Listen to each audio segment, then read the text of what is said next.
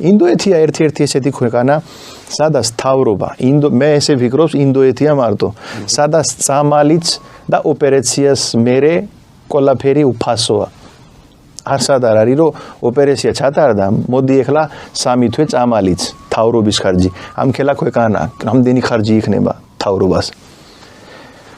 ის გაუნათლებლობა რომ არიგო ქვეყანაში, თავრობამ თან სკოლაში მოდი, თან ფული ბავშვს. ხო, რომ мотивация ქონდა. საგამოთი. მე 12 კლასამდე, 12 კლასის იქამდე საჭმელი იქაჭმებენ. რომ მოვიდე მაინც. ჩვეულებრივ სკოლებში? ჩვეულებრივ უფასო სკოლებში. აჭმებენ საჭმელი, გაძლევენ დასაჭმელი და ყველაფერი. დიდი ქვეყანა და კაი დროს სჭირდება რომ ეს ყველაფერი. მაგრამ მე რასაც ვფიქრობ, ინდოეთი საიდანაც მოვიდა, მარტო იმ განათლებამ მოიყვანა. სხვა იქ ტურიზმი ესეთი არ განვითარდა უცბად, რაღაცა იქ მილი არ გაიარა, რო ფული თხოვო. განათლება